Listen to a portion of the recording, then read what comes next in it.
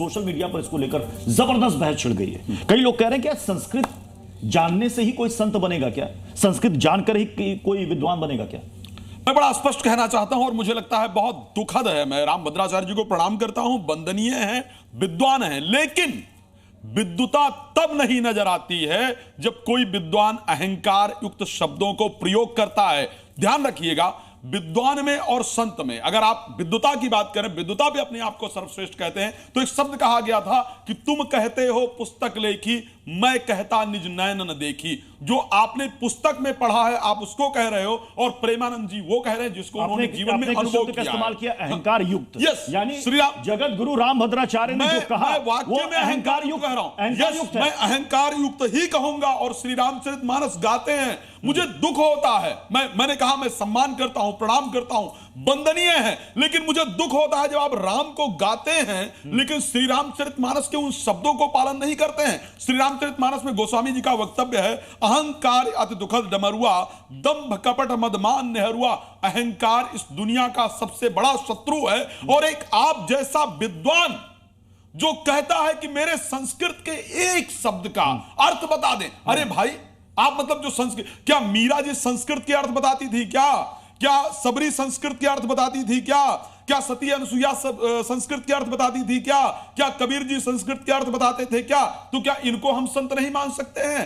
हम मुझे लगता है कि जो राजकुमार शास्त्री जी, वो यहां पर आचार्य राज मिश्रा ने कहा कि अहंकार युक्त शब्दों का इस्तेमाल किया है जगत गुरु ने, ऐसा नहीं करना चाहिए था। नहीं, देखिए ऐसा है कि रामभद्राचार्य जी ने अहंकार, इसमें कोई अहंकार वाली बात नहीं है। रामभद्राचार्य जी ने ये कहा कि प्रेमानंद जी के संतत्व पर उन्होंने कोई ऐसी बात नहीं करी।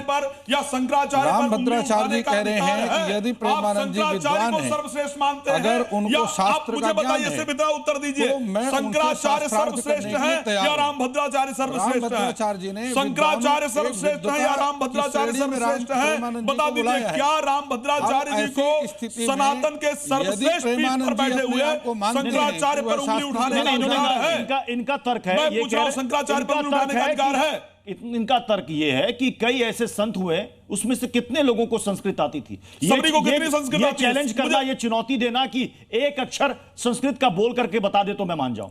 नहीं, देखिए, हम शास्त्र शब्द की रामभद्राचार्य जी ने बात कही। हाँ। और शास्त्र, क्या अगर वो शास्त्र नहीं एक मिनट, शास्त्र जो है, अगर वो शास्त्र कोई नहीं जानता है तो संत नहीं हो सकता? सबरी शास्त्र नहीं जानती तो क्या संत नहीं हो सकती? मैं तो ये पूछ रहा हूं राजकुमार शास्त्री को, नहीं, मैं जस्ट पूछ रहा हूं राजकुमार शास्त्री जी से। राजकुमार शास्त्री जी सुन लीजिए, श्री रामचरितमानस की चौपाई बता रहा हूं और आप रामभद्राचार्य जी को डिफेंड नहीं कर पाएंगे, ये मैं कह रहा हूं।